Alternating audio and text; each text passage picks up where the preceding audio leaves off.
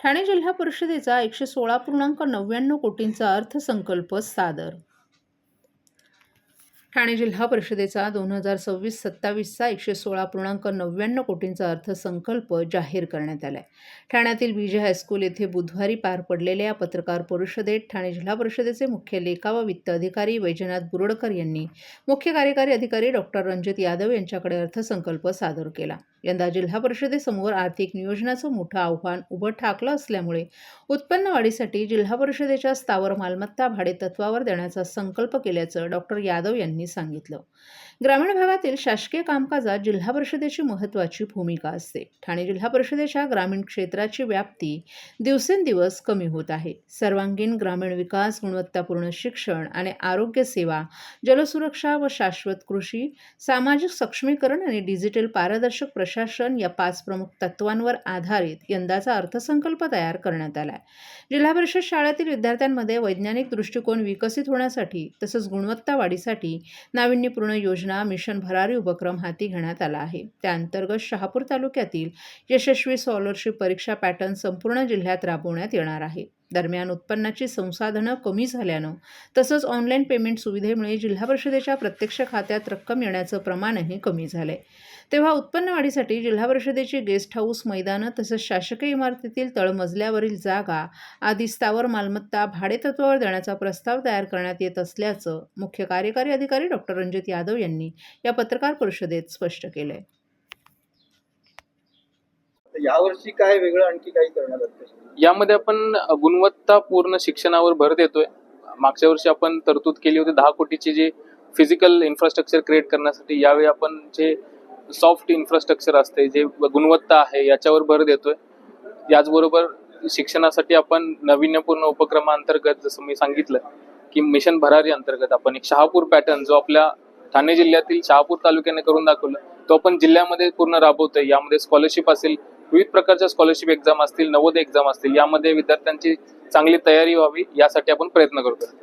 Digital शाळेचं कसेलीमध्ये सुरुवात झाली होती पहिल्या डिजिटल शाळा अंतर्गत आपण डीपीसी मधून देखील इंटरॅक्टिव्ह पॅनल्स असतील, VR सेट्स असतील यांची तरतूद केलेली आहे. आपण यातून देखील जिल्हा परिषद सेट्स मधून देखील काही इक्विपमेंट्स आपण घेतोय.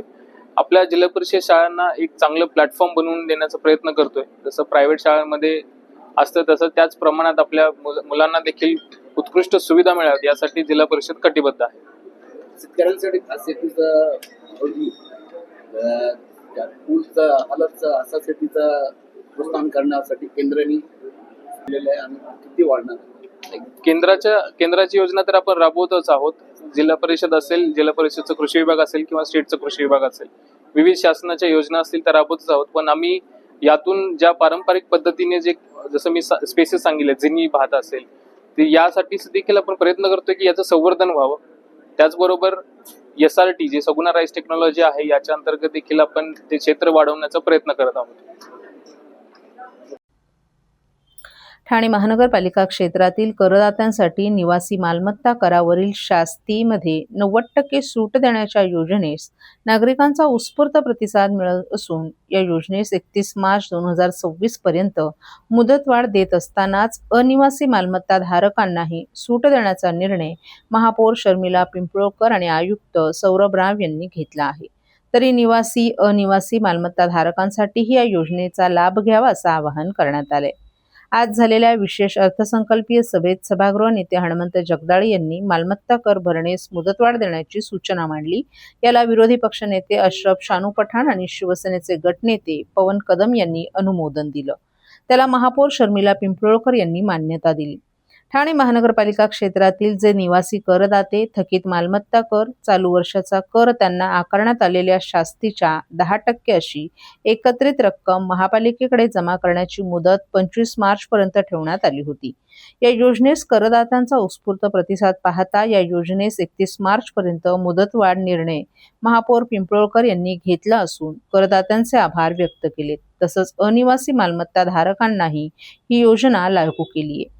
ठाणे महापालिका क्षेत्रातील जे निवासी अनिवासी करदाते थकीत मालमत्ता कर, चालू वर्षाचा कर, त्यांना आकारण्यात आलेल्या शास्तीच्या 10% अशी एकत्रित रक्कम महापालिकेकडे जमा करतील अशा निवासी आणि अनिवासी करदात्यांना त्यांच्या थकीत मालमत्ता करावर कराधान नियम 41(1) अन्वये आकारण्यात आलेल्या शास्तीत 90% सवलत देण्याचा निर्णय घेतलाय. ज्या करदात्यांनी या निर्णयापूर्वी त्यांचा निवासी अनिवासी मालमत्ता कर महापालिकेकडे जमा केला असेल अशा करदात्यांना ही योजना लागू असणार आहे. या योजनेचा उद्देश नागरिकांना थकीत निवासी अनिवासी मालमत्ता कर भरण्यास प्रोत्साहन देणं असल्याचं नमूद करत महापौर शर्मिला पिंपळकर यांनी ही अंतिम संधी असल्याचं सांगितलं. सर्व नागरिकांना आवाहन करण्यात येत आहे की सध्या डासांमार्फत पसरणाऱ्या डेंग्यू या आजाराचा प्रसार रोखण्यासाठी प्रत्येकाने पुढीलप्रमाणे कार्यवाही करावी. डेंग्यू आजार एडिस इजिप्ती हा डास चावल्याने होतो. या डासांची पैदास साचलेल्या किंवा साचवलेल्या स्वच्छ पाण्यामध्ये होते. 8 दिवसांपेक्षा जास्त दिवस पाणी उघडे व साचून राहिल्यास त्यात डास अंडी घालतात. अंड्यांच्या अळ्या तयार होऊन पुढे डास तयार होतात. यासाठी आपल्या घरातील पाणीसाठे उदाहरणार्थ बॅरल्स, पिंपे, टाक्या, हौद, रांजणे इत्यादी दर आठवड्याला रिकामे करून घासून पुसून कोरडे करून पुन्हा भरावे. 1 दिवस कोरडा दिवस म्हणून पाळावा. पाणी साठ्यांना घट्ट झाकणे बसवावीत किंवा जुनी साडी, चादर, धोतर यांनी बांधून झाकून ठेवावीत, म्हणजे डास त्यात जाऊन अंडी घालणार नाहीत. घराच्या गच्चीवर, आजूबाजूला, अंगणात कोठेही पाणी साचू देऊ नये. भंगार सामान उघड्यावर टाकू नये. उदाहरणार्थ टायर्स, प्लास्टिक सामान, कुंड्या, टाकाऊ वस्तू इत्यादी. अशा सामानात पावसाचे पाणी साठून त्यात डेंग्यूच्या डासांची पैदास होते. घरातील कूलर्स, फ्रीजच्या पाठीमागील ट्रे हे देखील वेळोवेळी कोरडे करावेत. लक्षात ठेवा, नुसत्या फवारणीने डास घनता कमी होत नाही, तर त्यासाठी डास पैदास ठिकाणे नष्ट करणे ही आपल्या सर्वांची जबाबदारी आहे. कोणताही ताप अंगावर न काढता जवळच्या शासकीय रुग्णालयात मोफत औषधोपचार घ्या. अशा प्रकारे नागरिकांनी सहकार्य केल्यास डेंग्यूचा प्रसार रोखणे सहज शक्य आहे.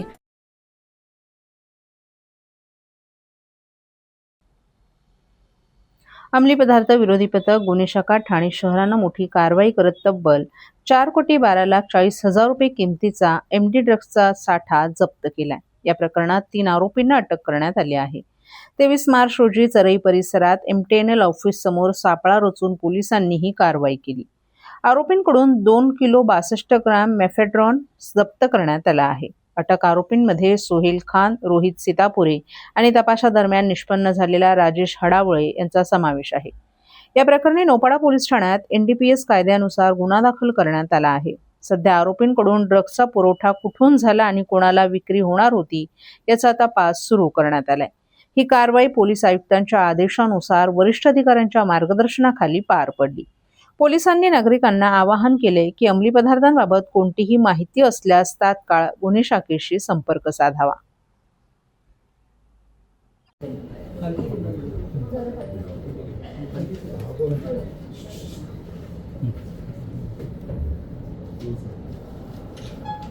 अंमली पदार्थ विरोधी पथकाचे पोलीस हवालदार गिरीश पाटील यांना गोपनीय माहिती मिळाली होती की काही सध्या ठाण्यामध्ये मेफेड्रोन MD हा अंमली पदार्थ विक्रीसाठी येणार आहे. त्या अनुषंगाने अंमली पदार्थ विरोधी पथकाचे पोलीस निरीक्षक जनार्दन सोनवणे आणि त्यांच्या टीमने सापळा कारवाई आयोजित केला, ज्यामध्ये 3 आरोपींना अटक करण्यात आलेली आहे. सोहेल खान, रोहित सीतापुरे आणि राजेश हडायले यांच्याकडून 2 किलो 62 ग्रॅम MD मेफेड्रोन हा अंमली पदार्थ जप्त करण्यात आले, ज्याची किंमत 4,12 लाख इतकी आहे. सदरचे आरोपी सध्या पोलीस कोठडीत असून त्यांचा 28 तारखेपर्यंत पोलीस कोठडी रिमांड आहे. त्याची फॉरवर्ड आणि बॅकवर्ड लिंक आम्ही आता शोधत आहे की सदरचा मग त्यांनी कोणाला विक्रीसाठी आणला होता, तो कुठून आणला होता, कुठं तो बनवला गेला, याच्या अनुषंगाने देखील अंमली पदार्थ विरोधी पथक तपासत. आरोपीचं बॅकग्राऊंड सुद्धा आम्ही सध्या सर्च करत आहे. यापूर्वी त्यांच्यावर गुन्हे दाखल सर्व ऑनलाईन आणि बाकीच्या अनुषंगाने त्यांची माहिती घेत आहे. 28 तारखेला अजून आरोपी आहेत का? अजून आरोपी असण्याची शक्यता आहे. त्यामुळे संबंधित तपास करतात.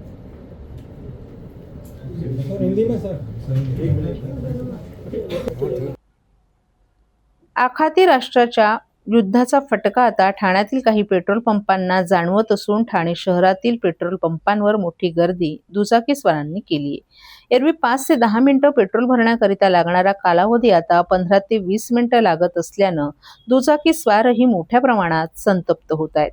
ठाण्यातील 3 पेट्रोल पंप येथे मोठ्या प्रमाणात दुचाकीस्वारांनी पेट्रोल पंप भरण्याकरिता मोठी गर्दी केली आहे. तर ठाण्यात पेट्रोलचा तुटवडा नसून पेट्रोलचे टँकर येत आहेत. दुचाकीस्वारांनी काळजी करू नये आणि साठा करून ठेवू नये असं आवाहन पेट्रोल पंप मालकांनी केलं आहे.